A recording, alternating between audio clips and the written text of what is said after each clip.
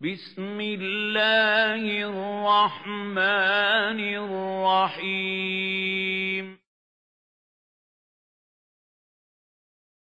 كما نرحب بوفد الكنيسة الذي استجاب للدعوة وشرفنا في هذا الحفل. وكما ذكر الدكتور عماد أن الأزمة بين المسلمين والأقباط أو غير المسلمين عموما في بلدنا هي أزمة مفتعلة أسسها النظام السابق حتى يسود من باب فرق تسد، وما زال فلول النظام السابق يسعون إلى ذلك حتى يقوموا بالفتنة داخل هذا المجتمع، وبالتالي تدمير كل الإنجازات وكل النتائج التي حصلناها من خلال ثورتنا المجيدة في مصرنا الحبيبة.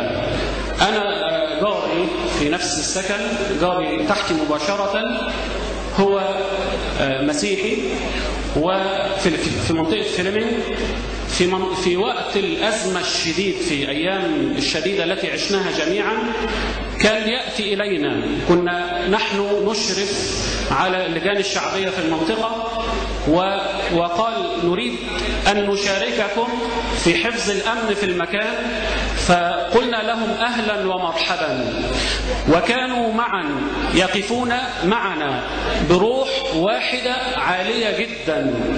في يوم من الأيام جاء العسكري الضابط المشرف عن المنطقة قال هناك تخطيط لضرب الكنيسة في منطقة فليمنج. هذا نص حرفي، هذا والله ما حدث. أرجوكم اذهبوا إلى الكنيسة وقوموا بحفظها حتى لا تحدث فتن. وذهب مجموعة من الإخوة وعرضوا المساعدة هنالك، قالوا شكرا لكم على هذه البادرة الطيبة، ولكن عددنا يكفي لحماية هذا المكان. كلنا يريد أن يعيش في هذا المجتمع، كلنا يريد أن يشعر فيه بالعدل، أن يشعر فيه بالإنسانية، أن يشعر فيه بالتراحم، أن يشعر في هذا المجتمع أنه يشارك في بنائه كأي فرد في بناء هذا المجتمع. لا يريد تنغيص في عيشه، وهو الذي يريده أعداؤنا منا. لذلك فنحن نصر على هذا، نحن نرحب بكم معنا مشاركين، ونمد أيدينا إليكم عندما تشاركون في هذه الغايات النبيلة التي نريد أن نحققها في مجتمعنا جميعا.